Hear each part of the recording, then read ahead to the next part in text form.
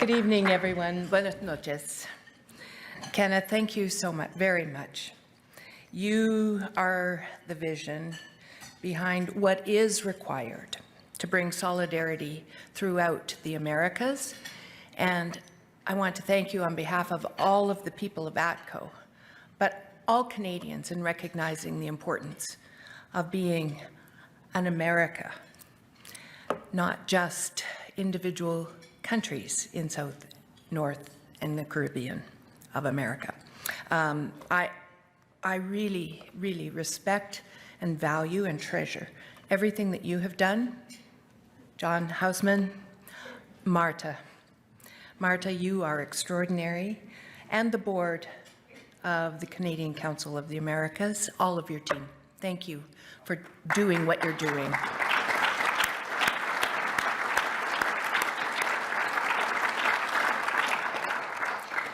There's so many familiar faces in the room tonight, and many of you I haven't seen in quite some time. And I can't begin to tell you how honored I truly am to receive this recognition and to have all of you here tonight. I'm humbled, and I must say that this award is not mine.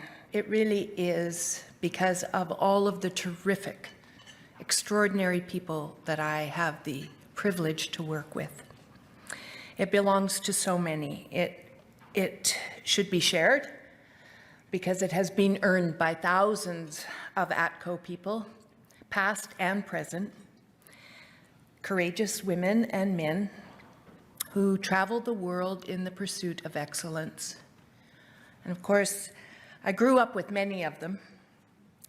I spent my lifetime working alongside of them, and many are here with me tonight. I want to especially thank Hector Rangel for traveling all the way from Mexico. Hector has been a great coach, mentor, and advisor to us in Mexico. And also Pierre Honouree, our former ambassador of Canada to Mexico. Pierre, your work, Your Excellency, has been extraordinary on behalf of all Canadians, and I want to thank you specifically for your help, your mentorship, your great advice for ATCO as well.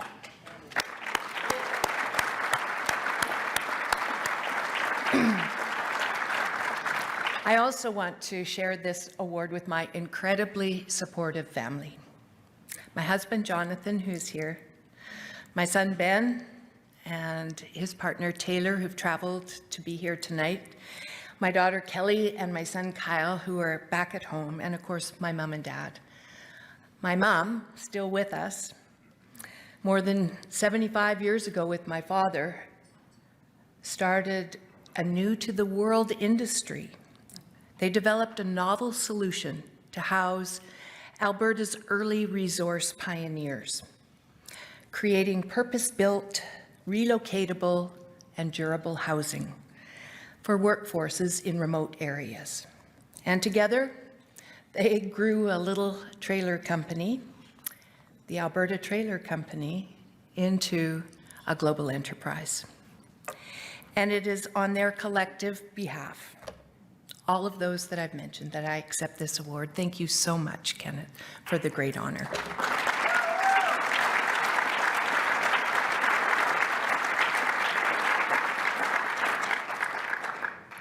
If I could just say a few words about the current era that we find ourselves in and the importance of the Council of the Americas for Canada.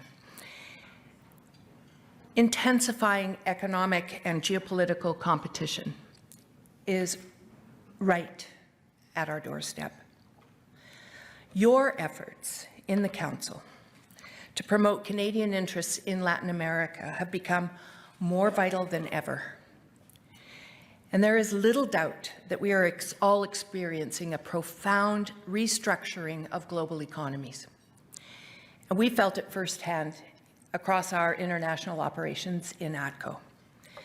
And in the wake of the pandemic, Russia's invasion, governments are embracing industrial policies focused on friendshoring and supply chains, strengthening relationships with neighboring nations, and reducing our dependence on autocratic regimes. Like the US, Canada has sparked conversations and the potential for reshoring overseas production and manufacturing, and for establishing more robust supply chains within North America. But far too often, lost in these political deliberations is the need for a cohesive vision for our relationship with Central and South America and the Caribbean.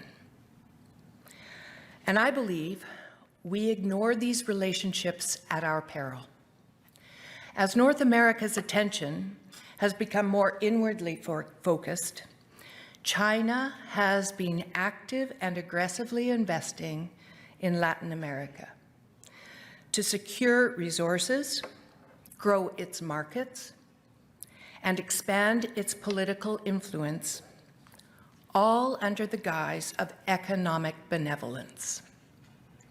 Today, China is the foremost trading partner for South America, and it is a major source of foreign direct investment.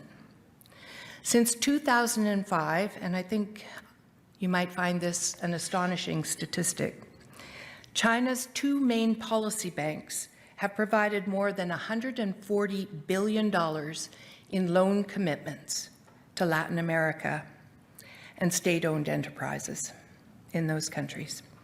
That is more than the World Bank, the Inter-American Development Bank, and the CAF Development Bank combined.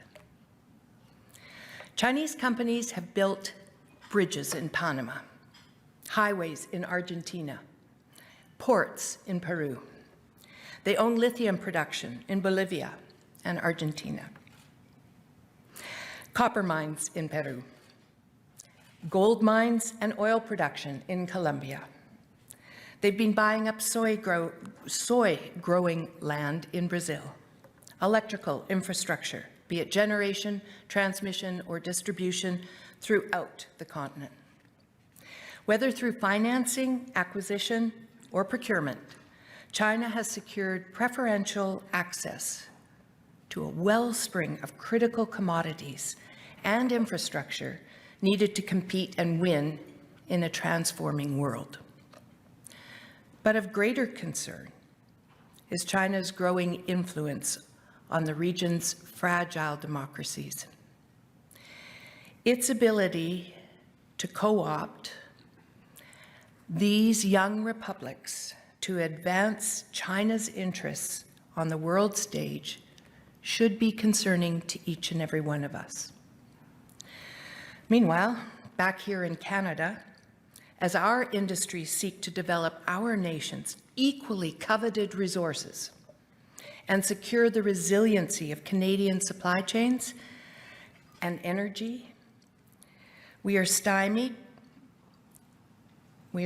by and have to navigate through increasingly complex regulatory environments. So indeed, Canada's inability to advance major resource and infrastructure projects here at home brings fresh urgency to reasserting our engagement with Latin America for critical minerals and energy,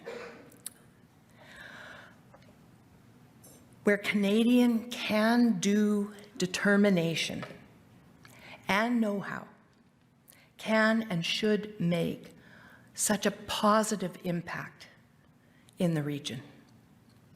Canadian businesses, with our commitment to transparency, respect for human rights, world-class environmental performance, and adherence to the rule of law, offers a viable, and I dare say, a welcomed alternative or partner in Latin American and Caribbean countries. Our model of engagement is one that we can be so proud of. We need to cheer for our industries. And in doing so, we can make a lasting contribution to sustainable development in the hemisphere, while also securing reliable access to the minerals and resources that will underpin our future growth.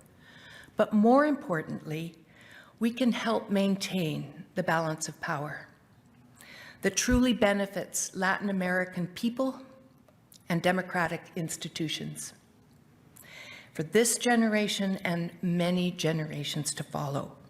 At ATCO, we are committed to demonstrating we are worthy partners in Latin America's development of resources and infrastructure, whether it's through our 17 port facilities and port services businesses in Chile, Uruguay, Argentina, and Brazil, or our modular structures factories in Chile and Mexico, which continue to provide turnkey workforce housing for major resource projects, hospitals in Guatemala, and affordable housing throughout the region.